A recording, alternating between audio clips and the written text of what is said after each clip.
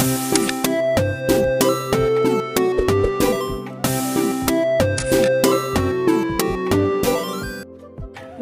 কি খবৰ আপোনালোকৰ আশা কৰিছো সকলো ভালে আছে আৰু মই নিশ্চয় পুনৰবাৰ আপোনালোকক মোৰ এটা নতুন ভিডিঅ'লৈ স্বাগতম জনাইছো আৰু আজি হৈছে মোৰ কাৰণে এটা বিশেষ দিন আৰু আজি বহুত দিনৰ পৰা আশা কৰি থকা বস্তু এটা মোৰ হাতত আহি পৰিছে আৰু এই বস্তুটো মই আনবক্সিং কৰিবলৈ লৈছো আৰু ভাবিছো আপোনালোকক দেখুৱা আৰু ইউটিউবৰ মোৰ মেমৰি হিচাপে সাঁচি থওঁ সেইকাৰণে ভিডিঅ'টো ষ্টাৰ্ট কৰিলোঁ আশা কৰিছো আপোনালোকে ভিডিঅ'টো চাই ভাল পাব আৰু লগত থাকিব এটা ধুনীয়া ৰেচিপি তেন্তে বলক ভিডিঅ'টো ষ্টাৰ্ট কৰোঁ যদি ভিডিঅ'টো চাই ভাল পায় তেতিয়াহ'লে প্লিজ লাইক এটা কৰি দিব আৰু যিসকলে মোৰ চেনেলত নতুন হয় তেওঁলোকে প্লিজ চেনেলটো ছাবস্ক্ৰাইব কৰি দিব আৰু কাষতে থকা বেল আইকনটো দবাই দিব তেন্তে বলক ভিডিঅ'টো ষ্টাৰ্ট কৰোঁ এইটোৱে হৈছে মোৰ সপোনৰ বস্তু বহুত দিনৰ পৰা এইটো এটা আশা লৈ আছিলোঁ কেতিয়া এনেকুৱা এটা বস্তু ল'ম আজি ফাইনেলি পূৰণ হ'লগৈ এইটো হৈছে উষাৰ জনমে চিলাই মেচিন এইটো মই ফ্লিপকাৰ্টৰ পৰা লৈছোঁ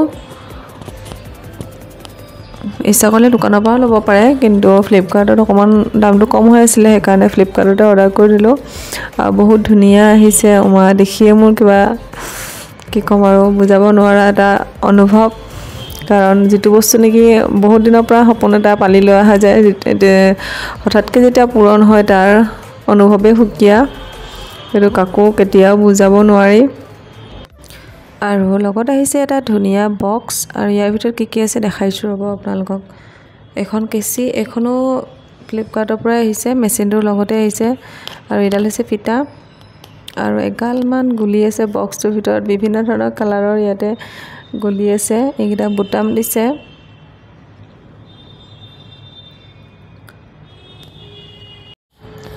আৰু এইটো হৈছে ফুড কণ্ট্ৰলাৰ মেচিনটো যিহেতু ইলেক্ট্ৰিকেল হয় আৰু লগত আহিছে এটা পেকেট এইটো কিবা হয় জানো খুলি চাইছোঁ ৰ'ব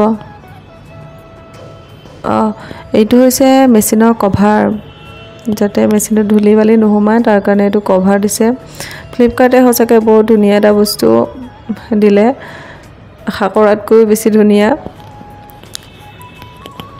আৰু লগত আহিছে এনেকুৱা কিতাপ দুখন এখন হৈছে ইয়াতে চিলাই মানে মেচিনটোত কেইটা চিলাই আছে আৰু কি চিলাই কৰিব পাৰি টোটেল 21টা চিলাই কৰিব পাৰি এই মেচিনটোত ইয়াতে চব লিখা আছে আৰু এখন হৈছে ইনষ্ট্ৰাকশ্যন বুক ইয়াতে মেচিনটোৰ কিবা প্ৰব্লেম হ'লে বা কেনেকৈ চলাব লাগে কি কৰিব লাগে এইটো যে ইয়াতে লিখা আছে যিহেতু মনটো বহুত ভাল লাগি আছিলে আৰু বতৰটো ঠাণ্ডা আছিলে তাৰ কাৰণে ভাবিলোঁ আজি পোলাও আৰু মাংস খোৱা যাওক আৰু সেইকাৰণে মই চব্জি এনেকৈ ৰেডি কৰি লৈছোঁ গাজৰ কাটি লৈছোঁ মিহিকৈ বিন বিলাহী আৰু জোতা জলকীয়া লৈছোঁ আৰু এইখিনি গৰম মছলা মই গোটাটো লৈছোঁ আলু কাটি লৈছোঁ মাংসত দিবলৈ পিঁয়াজ মিহিকৈ কাটি লৈছোঁ আৰু এইখিনি হৈছে মাংসখিনি মই অকণমান হালধি আৰু মিঠাতেল সানি থৈছিলোঁ অলপমান আগতে আৰু এতিয়া এটা কেৰাহী লৈছোঁ কেৰাহীটোত মই মিঠাতেল দি লৈছোঁ তেলখিনি গৰম হোৱাৰ পিছত ইয়াতে মই আলুখিনি দি ল'ম মই সদায় মাংস বনালে আলুখিনি ভাজিয়ে দিওঁ আৰু আলুখিনি ৰঙচুৱা হোৱাৰ পিছত এখন প্লেটত লৈ লৈছোঁ আৰু এইখিনি টাইমতে মই মাংসত দিবলৈ মছলাখিনি ৰেডি কৰি ল'ম ইয়াতে জলকীয়া গুড়ি দিছোঁ জিৰা গুড়ি 1 চামুচ দিছোঁ ধনিয়া গুড়ি 1 চামুচ দিছোঁ আৰু লগত দিছোঁ হালধি আৰু অকণমান পানীৰ লগত এইখিনি 5 মিনিটমানৰ কাৰণে মিলাই থৈ দিম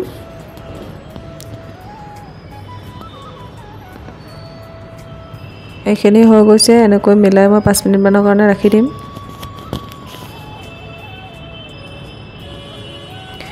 আৰু কেৰাহীত তেল গৰম হৈয়ে আছিলে তাত দিছোঁ পাঁচফোৰণ আৰু দিছোঁ দুটা জলকীয়া শুকান জলকীয়া দিছোঁ মই আৰু দিছোঁ পিঁয়াজ আৰু পিঁয়াজখিনি ৰঙচুৱা হোৱালৈকে ভাজি ল'ব লাগিব ইয়াত দিছোঁ তেজপাত পিঁয়াজখিনি ৰঙচুৱা হোৱাৰ পিছত ইয়াতে এচিকত মই চেনি দিছোঁ যাতে মাংসৰ কালাৰটো ভাল আহে আৰু এতিয়া ইয়াতে মাংসখিনি দি দিছোঁ আৰু 5 মিনিটমানৰ কাৰণে এনেকৈ লৰাই ল'ব লাগিব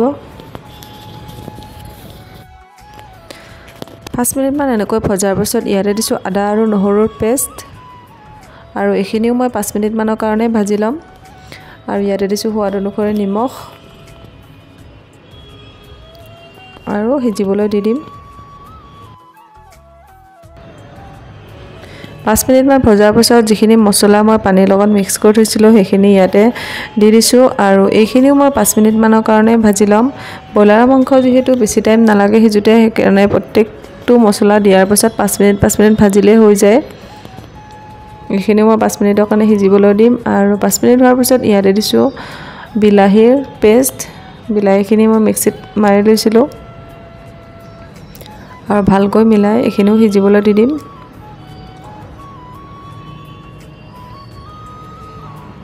আৰু ইয়াতে এতিয়া আলুখিনি ভাজি থোৱা আলুখিনি দি দিছোঁ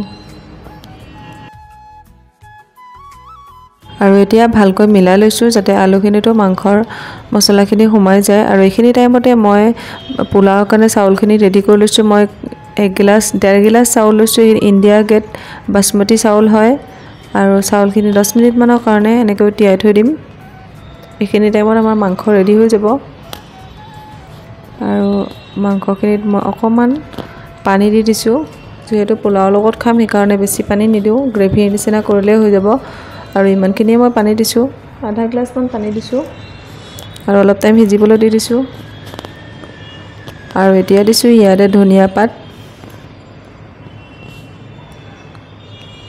ধনিয়া পাতখিনি দিয়াৰ পিছত 2 মিনিটমান এনেকৈ থৈ দিম যাতে ধনিয়াৰ ফ্লেভাৰ এটা আহে। আৰু এইফালে পোলাও বনাবলৈ মই কুকাৰ পাতিছোঁ আৰু মাংস আমাৰ ৰেডি হৈ গ'ল। কুকাৰটোত মই 2 চামুচ ঘিউ দিছোঁ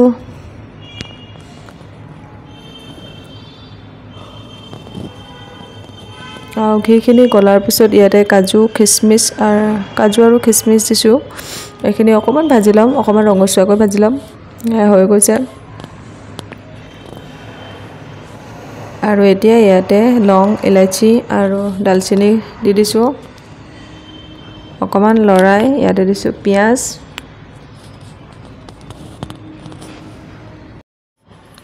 পিঁয়াজখিনি অকণমান ৰঙচুৱা হোৱালৈকে ভাজিব লাগিব। একেবাৰে ৰঙা কৰি পেলাব নালাগে, যাতে এনেই অকণমান স্মুথ হৈ যায় পিঁয়াজখিনি, এনেকুৱাকৈ ভাজিলে হৈ যাব। এইখিনি হৈ গৈছে। আৰু এতিয়া ইয়াতে দিছোঁ আদা আৰু নহৰুৰ পেষ্ট।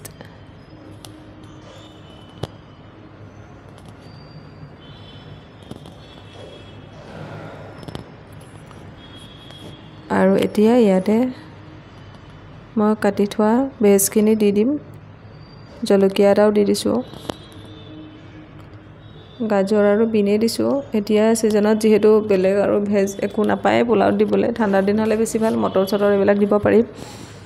এতিয়া যিহেতু নাই, অকল বিন আৰু গাজৰে দিছোঁ মই। আৰু ইয়াতে দিছোঁ সোৱাদ অনুসৰি নিমখ। আৰু এইখিনি অকণমান লৰাই লৈ ঢাকোন লগাই দিছোঁ অলপ টাইম সিজিবলৈ। একেবাৰে সিজাই পেলাবও নালাগে। 2 মিনিটমান এনেকৈ ভজাৰ পিছত ইয়াতে মই এতিয়া তিয়াই থৈ দিয়া চাউলখিনি দি দিছোঁ আৰু অকণমান লৰাই দিছোঁ যাতে গোটেই মছলাখিনি মিক্স হৈ যায়। আৰু ঢাকোন লগাই 1 মিনিটমানৰ কাৰণে ৰাখি দিম। ভালকৈ মিলাই ইয়াতে দিছোঁ পানী। কিন্তু এটা কথা মনত ৰাখিব, পোলাও বনালে চাউল আপুনি যিমান দিব সিমানটো জোখতে পানীও দিব। মই 1.5 গিলাচ চাউল দিছিলোঁ, সেইটো জোখতে মই 1.5 গিলাচ পানীও দিছোঁ। আৰু ইয়াতে দিছোঁ এতিয়া কাজু আৰু ভাজি থোৱা কাজু আৰু খিচমিচখিনি। আৰু এনেকৈ এবাৰ মিলাই ইয়াতে ঢাকোন লগাই দিম।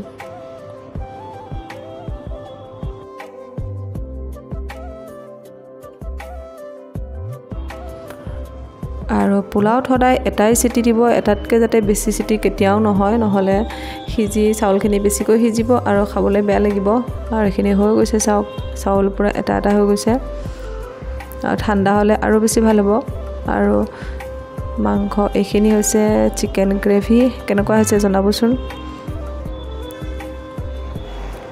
এতিয়া খাব লাগে, খাবৰ কাৰণে প্লেট ৰেডি কৰিছোঁ।